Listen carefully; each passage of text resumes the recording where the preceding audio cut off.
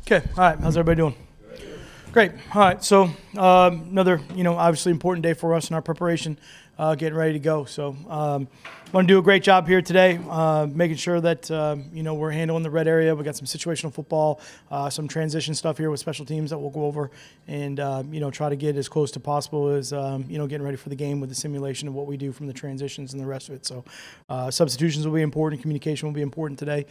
Try to get good tempo practice and get ready to go. So I think it's the Redskins, just taking a look at them and kind of where they're at right now. I think it'll be pretty interesting when we get to game time here to see who's active for them. I think this will probably be the healthiest I've seen them so far on tape with some of the guys that are coming back, based on kind of what we're seeing. So I think some of those players that they'll get back are dynamic. I think they'll make a big difference and an impact really in all the phases of the game. So we'll see how that goes. And we certainly know that, every single week it's a tough challenge for us. And, the games are hard. It's a fine line. So we're going to have to go out and play well. So just keep pushing our preparation as we go forward. Coach, just one thing about this thing. This is going to seem pretty academic, but do you ever look at a team's one-loss record, or is it just the tape when you're preparing? Does that mean anything? I mean, really, honestly, for us, it's just about getting ready to play that opponent that week. The wins and losses, certainly you take a look at maybe as you're going through the tape, what happened, what are the circumstances for the games that they've played from that situation, as opposed to just kind of looking at the straight stat line. There's probably a lot more to the story. So the tape tells us a lot. That's really what we got to focus on. And especially a team like this that we don't really know very well from a standpoint of, we don't play them a lot. We've got to really dive into their personnel and figure out, who they are, how they play, how it affects what they do. And they've got a lot of, they got some experienced veterans that are on that team and that they've added to that team. And they've got some young players that are really good up and coming players. So we really need to learn those guys, as we go through the course of the week. You guys have mixed in Kenny pretty much throughout the whole, Kenny Wiggins throughout the whole season. He's played about 40% of your snaps. How much does that make a transition like this week a little bit easier when you've had to shuffle some guys and had some injuries? Yeah, I think it's really important. I think we tend to do that at a lot of positions except for the offensive line. I think that's one position where those guys tend to stay out there for the majority of the game, the same five. And meanwhile, you're rotating receivers, tight ends, backs, defensive linemen, DBs, and through the course of the season, all of those guys get some playing time and some experience so that if something happens, they're out there on the field. It's, not their first snap. And I think that's definitely been unique for us this year to have that rotation at the offensive line that we've used. And, currently in the situation we're in, it's, hopefully it works to our benefit because, those guys have all worked together in some capacity of the arrangement of the five that are out there. So, hopefully that helps us. Do you think that what you've done, like you said, is a little unique? Do you think it's worked to what you hoped it would, or is it, how did you judge it? Yeah, you know what? I think for the previous games of what we've done with some of that rotation, I think it's actually been pretty good. I think it's given us some variation. It's given us some freshness out there with the offensive line as far as the guys that have been out there, playing every single snap. They each kind of have their own little bit of strengths and weaknesses from that standpoint, and I think it keeps the defense kind of a little bit at bay too to understand, okay, this guy that's in there now, it's a little bit different than the guy that previously was in here. This is what he does well, and kind of makes them study a little bit more on their end from that aspect of it. You guys have an open roster spot. Is there anything you can say about how that will be used? I have nothing as right this moment right now. We'll go through practice today and kind of figure out what's the best situation for us for the game. I would say there's a lot of factors that are kind of involved right now. Maybe some of the guys that we're not sure whether or not we can have up for the game. In addition to special teams roles, those will be a big part of the conversation after we get through practice today. Bought in on IR. Who are your candidates for the fullback? I think, as far as the fullback position itself, certainly there's different things that we can do offensively, whether we even, use a fullback or not, and we just go with other personnel groups or other looks or other formations or, if there's somebody that can move into that position. Certainly we've done all sorts of things from that standpoint, whether it's been extra offensive linemen or, anybody from that aspect if we're trying to get a two-back set or just, not use the fullback in general from a game plan standpoint and just go in a different direction if we feel that helps the overall roster. What have you liked about T.J. Hawkinson as far as, he's had, quite a few catches some game, not as many, but he seems to sort of rebound and doesn't seem to affect him very much. Yeah, I would say that's probably a great point. Is maybe you want to categorize that into maybe a mental toughness category, where he's just kind of, I think, getting better every week, understanding that his role might change, week to week, and what we're asking him to do based on the opponents. And really, I think he's definitely learning, especially after early in the year. You take a young player that the league is trying to figure out, and they have big games, or they have kind of some stat lines that put their name out there, and then defensive take notice, and then they kind of adjust what they do based on that. And that's a big part of the game that he's learning right now, is how guys or defenses might change or alter what they do, and seeing some of the different looks that he's getting.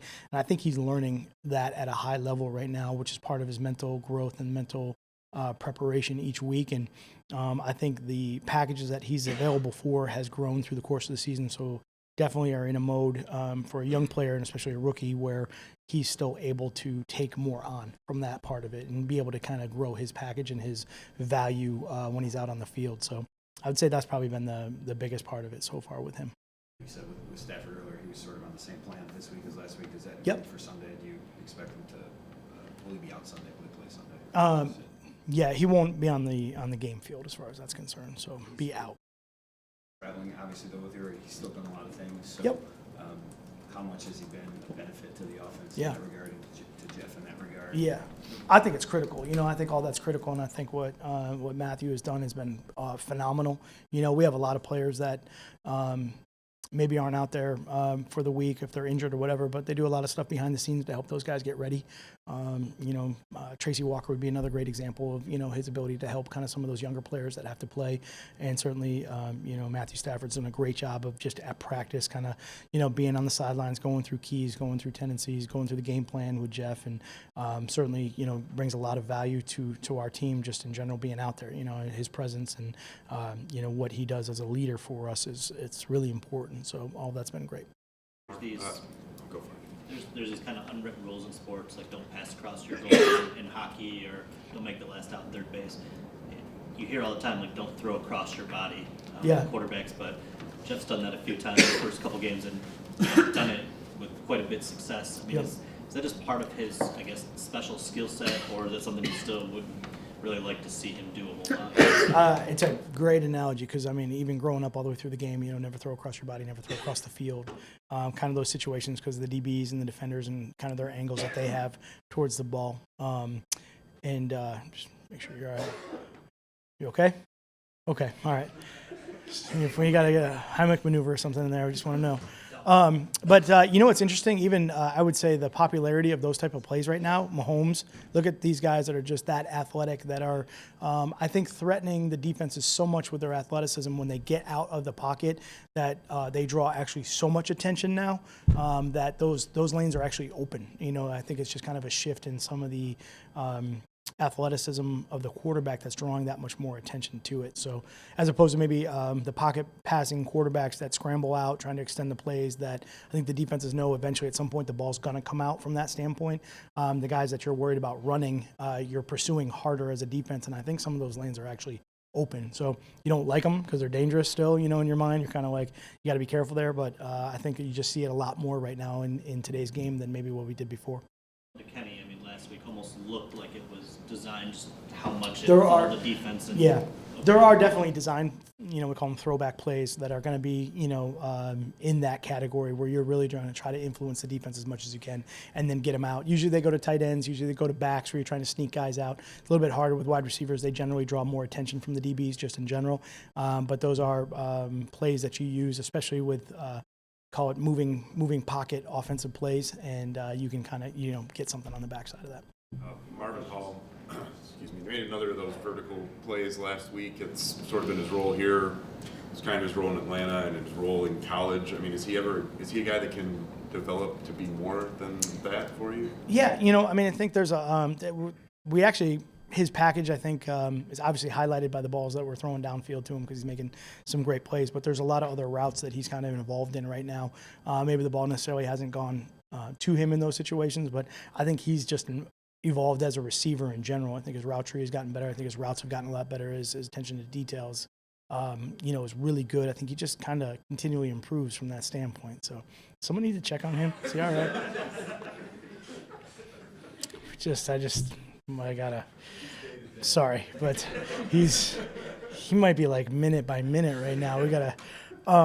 But I think he's that's one of the things about him that's been most impressive for me is just how much he's grown as a player, and how much he's just kind of expanded his role. And really, we go into games, sometimes you don't see kind of maybe the full game plan or kind of some of the full things that we've had dialed up. But I would say he's one that's just increased his packages, his availability to some of the things that we're doing every single week. We've just given him more, and he handles it from that aspect of it.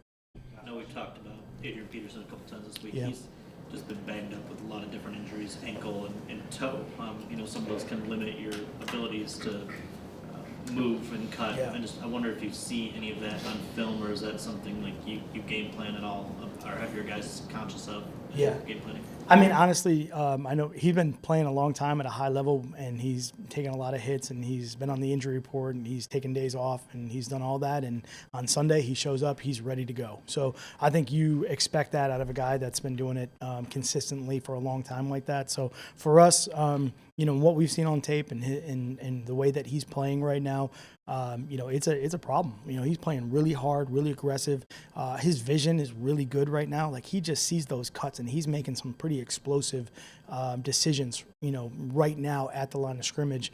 One of the things I think you see with like younger backs and even like guys, you kind of watch him and you watch some younger backs, they'll try to maybe make the decision too soon. You try to see where the handoff takes place, kind of, we call it the exchange. And is he trying to read and make the break at the exchange? Is he doing early? What do you have to do as a defensive line to combat that? You got to hold on and defeat the blocks longer, or whatever that case may be. The better backs or the veteran backs, they'll press that line of scrimmage longer. They'll push that farther up into where the offensive line blocks are occurring, and then make their cuts or make their reads and do that more at the last second, and that becomes much more difficult.